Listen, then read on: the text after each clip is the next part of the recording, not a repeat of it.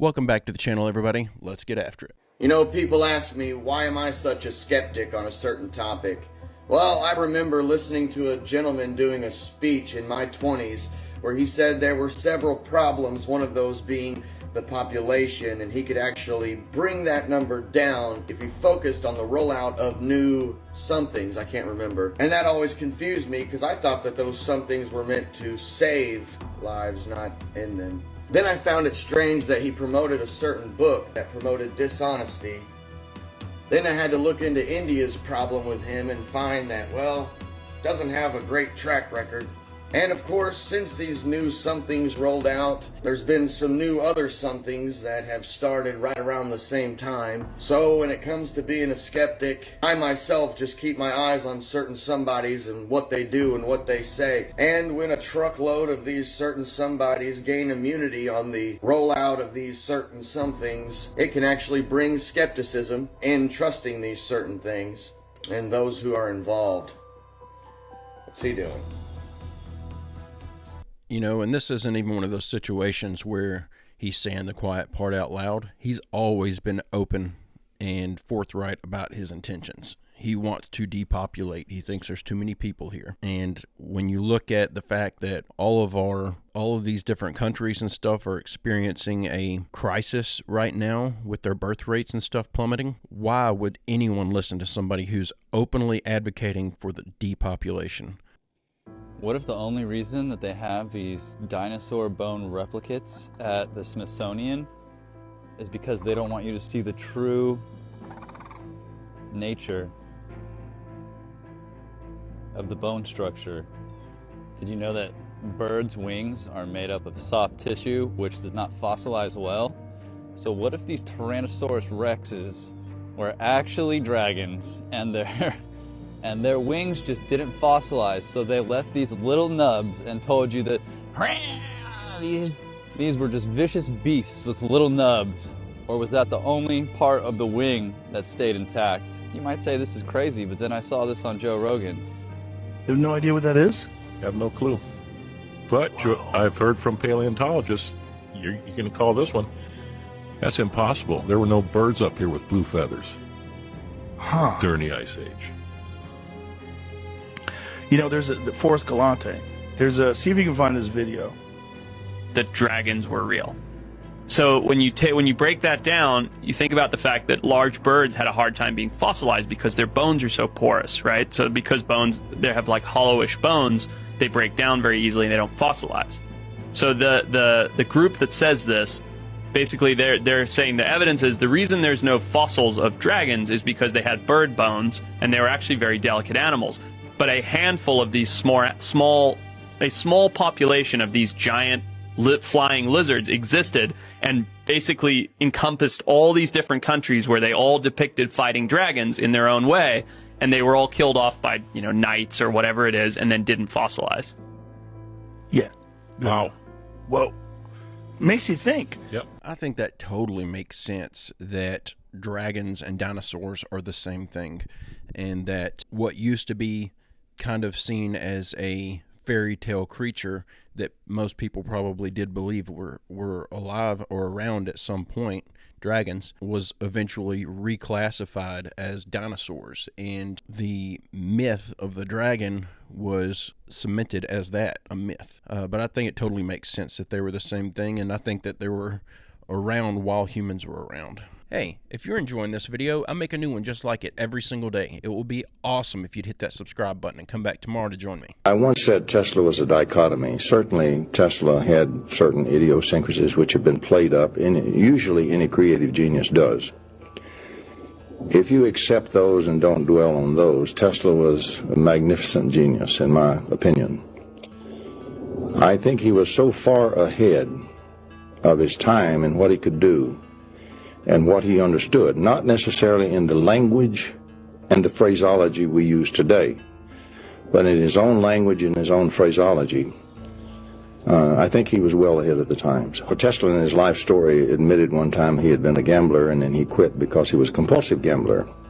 The last great gamble that Tesla took, he lost. And that, of course, was his great installation on Long Island, Wardenclyffe. He had, at that time, put everything he had into, you might say, one kettle. It was funded by Morgan. There was some struggle between Morgan and another financier who were in a great struggle with each other. It affected the stock market. It created inflation and everything. Plus, Tesla had done a very strange thing. As a gambler, he knew that Morgan would never give him his $150,000 that he needed to do the installation that he really wanted to do, which was going to cost more than that by some amount. So he had designed a smaller installation of 2 transmitters when he briefed Morgan, and he briefed him only on the communications aspect of it. Tesla had foreseen, as many people had at that time, but he had clearly foreseen the broadcast industry sending pictures and sound and music and so forth and information through the air.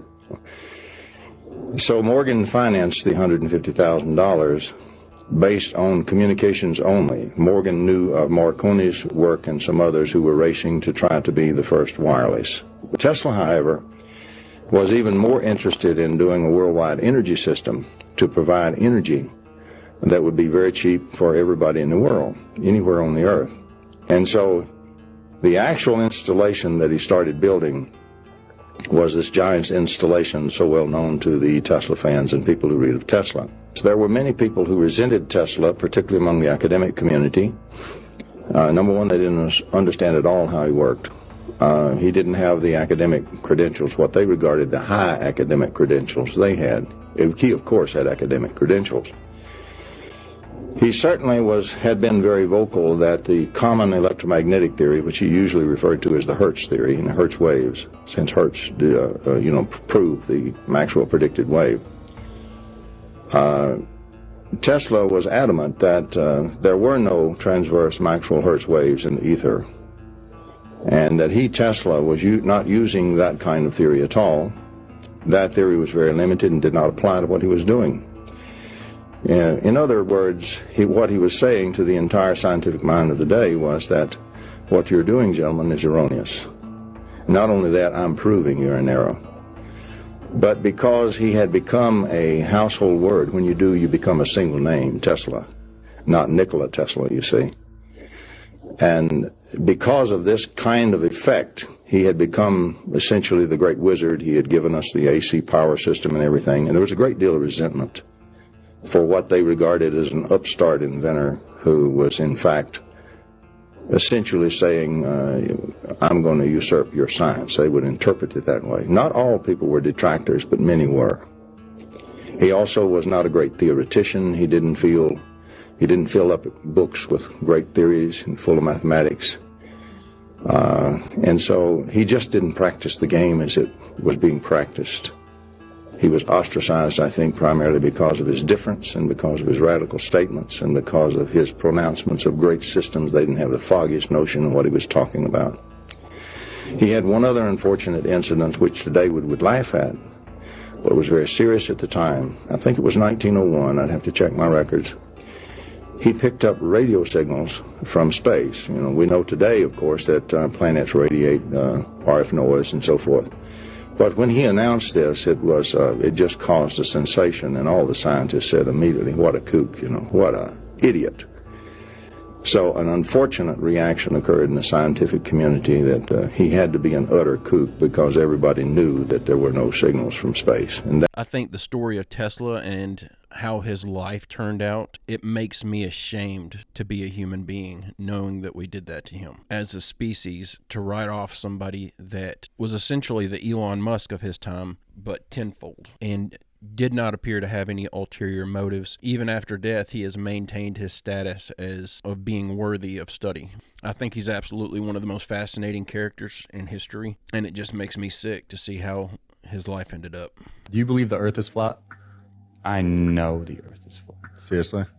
Astrology and flat Earth or true Earth are symbiotic. You cannot have one without the other. If you have a ball and you are flying through space, chasing this fireball, your constellations would change every now and then. And our constellations have never changed. The stars have never changed. We have the same 12 zodiac signs that we had back in the Dendera stones in Egypt over 5,000 years ago. We're not moving. Every single ancient society knew this. The Mayans, the Aztecs, the Hindus, the Egyptians, every single ancient culture knew that we live in a geocentric universe, not a heliocentric, where we are spinning, chasing this ball of fire while all of these other planets are rotating around us, while all of these other stars are rotating around us. If that was the case, Polaris would move, number one, which is the North Star, and it doesn't. Number two, all of the constellations would not rotate solely around Polaris, but they do. Therefore, we are the center of the universe. Believing in the Big Bang Theory is something that is very common today, where people think, we're the product of an accident and that,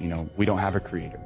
We're just here to consume and live our best life and not live up to our potential. But if you're the center of the universe, that means that you're very special. That means that you have a creator who is very conscious and cares about you. And when you see yourself as being watched by these heavenly bodies above you 24/7, you start to take your life a little bit more seriously. That is the one thing that throws me for a loop, that kind of breaks my brain a little bit with this flat earth stuff, is why do our stars not change? And another point to add on top of that is, if we've got maps from these ancient civilizations from thousands of years ago that show that our stars were in the exact same location, yet we're told by modern science that the universe is expanding faster than the speed of light. But over 5,000 years ago, everything looked identical in the night sky. I would think in 5,000 years something would have moved or changed. This doesn't make any sense. Guys, the behind the scenes video has officially hit the internet of this video. And when I say it's disturbing, it's disturbing. Let's take a look. Here you have Jay-Z and Marina Abramovic surrounded by a crowd of people at his video shoot Picasso. Now you ask yourself, why does he have Marina Abramovic in this video? Well, soon after this video, he was on the list of 100 most influential people, right below Barack Obama, which caused many people to question, why is Jay-Z on that list when he's done not much more than be a musical influence? Well, we have to start looking deeper, people. Look at this video. This is Marina Abramovic with Jay-Z doing the most awkward things. What is going on? I'm not gonna go too into detail on this video on who Marina is. You can simply Google her name. Prodigy from Mobb Deep also left a letter about Jay-Z, saying that Jay-Z knew the evil that he was in, but decided to ignore it because Jay-Z wanted to be accepted by the corporate world. You can pause and read this, which gives us better understanding on why Jay-Z is in a music video with Marina Abramovic, which gives us better understanding on why Jay-Z said in his song State of Empire featuring Alicia Keys, Jesus can't save you. Life starts when the church ends. Ladies and gentlemen, this is something that Jay-Z said in his song. He also said in his other song, I believe it's called Family Feud, I told my wife the spiritual stuff really works. So if he doesn't believe Jesus saves you, but he also believes in the spiritual stuff, what spiritual stuff do you think he's talking about? Y'all see how much is being exposed right now in 2024? You see what's going on with different pastors. You see what's going on with P. Diddy. Now you got things of Jay-Z coming out. 2024 will be a year of truth revealed. May the Lord continue to shed light on the darkness that we've been in for so long. Amen. God bless. Shalom. Now, if you don't know who that lady is, you should definitely do some digging on her. But you're going to have to dig a little bit because there's a lot of boilerplate explainer videos and news articles that are just essentially saying that she's just some sort of a conceptual artist who helps entertainers come up with different art projects for music videos and concerts and whatnot. But keep digging. She is a very, very sick and twisted individual. And she has a lot of connections in the music industry. Just look for the photos that she did with Lady Gaga. That'll tell you all you need to know about that lady. The fallen angels made a pact. According to the book of Enoch, 200 decided that they could be like God here on earth since they are immortal. The book of Enoch was excluded from both the formal canon of the Tanakh and the Septuagint, and therefore also from the writings known today as the Deuterocanon. The main reason for Jewish rejection and Christian rejection of the book is that it is inconsistent with the teachings of the Torah or the Old Testament. But The book of Enoch explains in detail what these fallen angels offered to humanity. The real reason the church took it out was the Watchers gave man gifts that excelled their earthly craft in exchange for their women, or abductions. This is the exact same exchange that Eisenhower made with the Greys, or extraterrestrial biological entities. Eisenhower agreed they could abduct 5 million Americans a year for medical experiments in exchange for advanced technology. Today, we still receive advanced technology, and the agreement has been broken because the Watchers abduct even more, including animals. Don't believe me? Go look up Linda Moulton Howe. She's an award-winning journalist. She explains this ET agreement in detail in her book, High Strangeness. The aliens claim they are from our future. Many military whistleblowers have attested to them time-traveling back to this century in order to stop us from manipulating human DNA and fighting over holy wars. Their species turned into an androgynous society incapable of breeding, whom after all of the wars that they had or were gonna have, lost their atmosphere and are trying to reverse this course. Right. They said that their abductions are breeding a mixture of their latter species and our current, where they will be sent in the future as they use the half-breeds to change their society back to the way it was. Okay. If this is true, wouldn't we be visited by even more advanced futuristic versions of us, and not just these ones who say they are 50,000 years ahead of us right now? The military, in many UFO books, have often said these creatures never tell the truth. They lie, cheat, steal, and kill many of our people during their abductions, and since the military is so greedy for AI, they turn the other cheek. Thanks, guys. Cave drawings show these creatures arriving in cylinder-shaped vehicles offering gifts and abducting men. Same with hieroglyphs, stone, tablets, scrolls, and books as evidence to these arrivals. The Smithsonian does a great job of hiding this evidence as to remove the idea that these are fallen angelic and not alien in nature. They have hidden all of the giant bones that are over 100 feet tall. These giants, as recorded in Genesis 6 and 1 Enoch, are the half-breeds of these ETs. They have a name. They are called the Nephilim, and are about to be revealed once again on the planet Earth because the ETs lied yet again about their purpose here.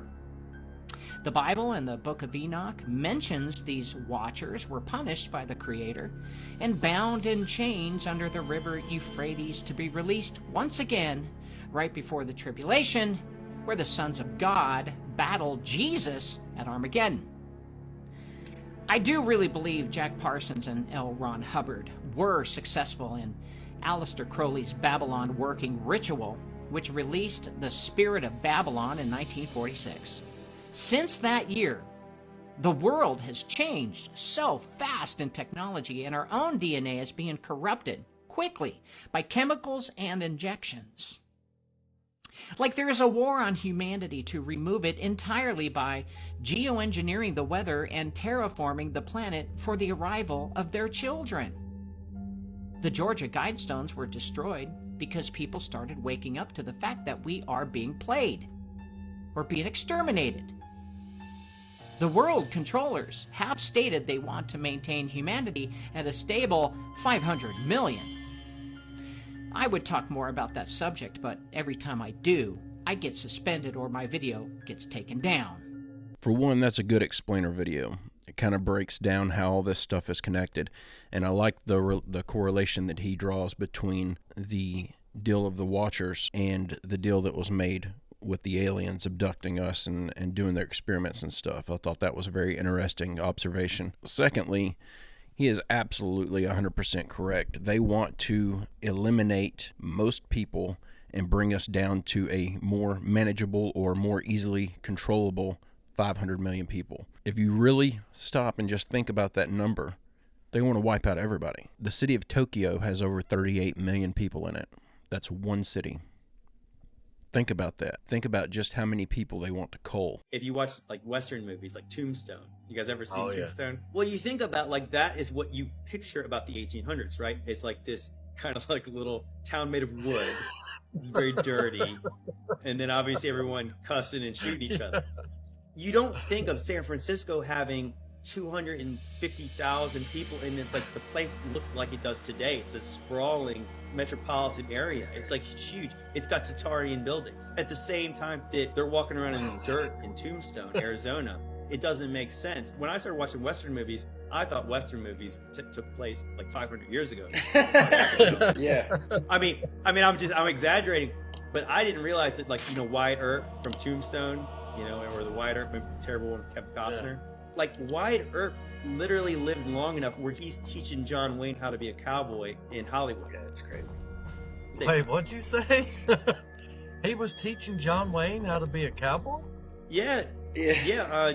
Wyatt Earp lived into like the I think he might have died in like 1929 or something. No.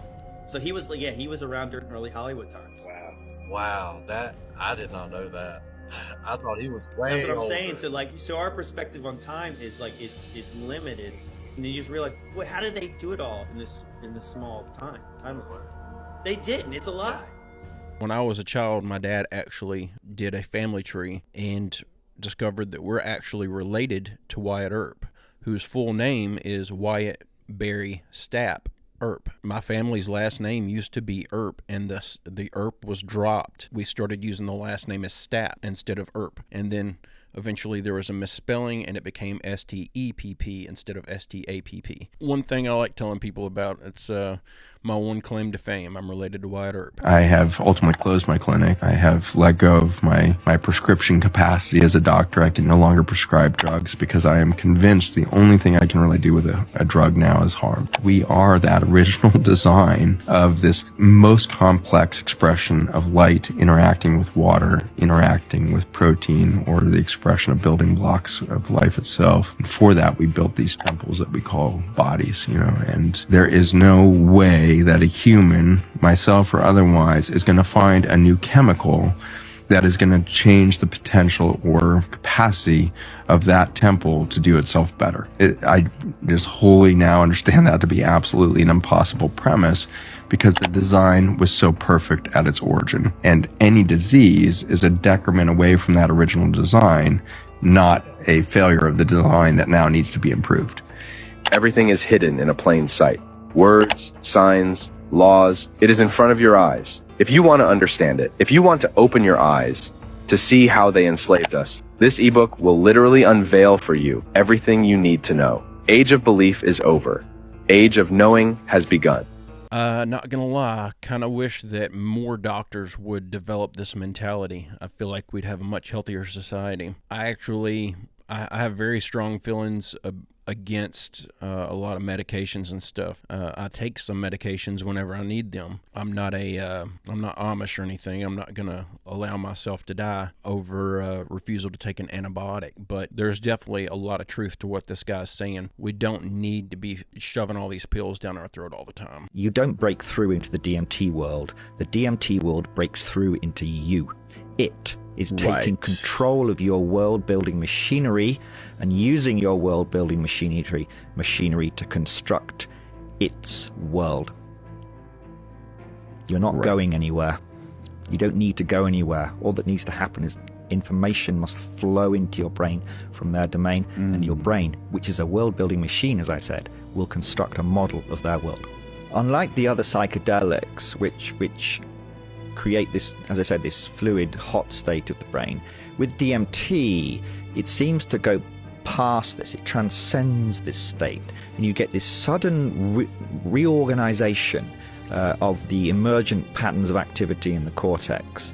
And this seems to be, for reasons we don't understand, makes the brain even more susceptible to information-driven reorganization, if that's what's actually happened. Right? Of course, this is speculative. I'm not saying yes, when you take DMT, you're communicating with advanced post-biological civilizations instantiated in the ground of reality. I'm not saying that's true, but I'm trying to find the connection there. If we do take these entities seriously, and I think we need to. I don't think it's simple to explain their presence within the DMT state. I don't think it's a simple. I don't think it's easy to simply explain them away as hallucinations or as archetypal structures from the collective unconscious. There seems to be something much more profound going on here. These beings, they have clear intent. When you go into the space, they're waiting for you. They get to work. Right? They get to work on you. They're expecting you.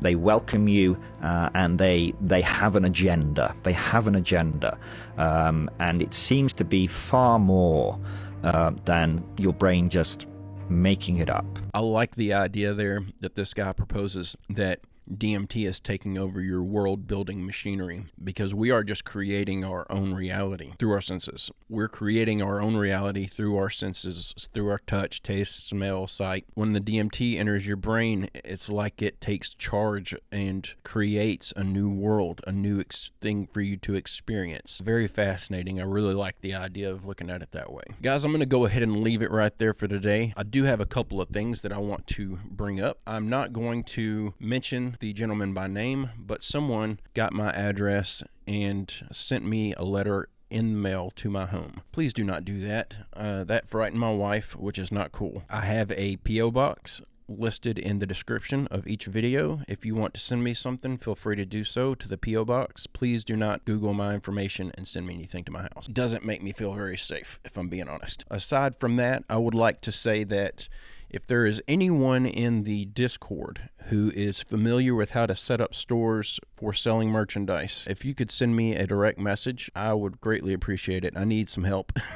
I've got several shirts designed. I've got a hat design. I do not know how to build a website. I have built several in the past, but it's been so long, and it seems like everything's just completely different now than whenever I used to do it before. So if anyone could help me out with that, I would greatly appreciate it. I'm totally willing to pay you. I just need some help. Guys, I'm going to go ahead and end it there. I hope you enjoyed these clips, and come back to see me tomorrow. I'll have another video up for you. I hope everyone has a great, safe, fantastic rest of your Monday, and I will see you tomorrow.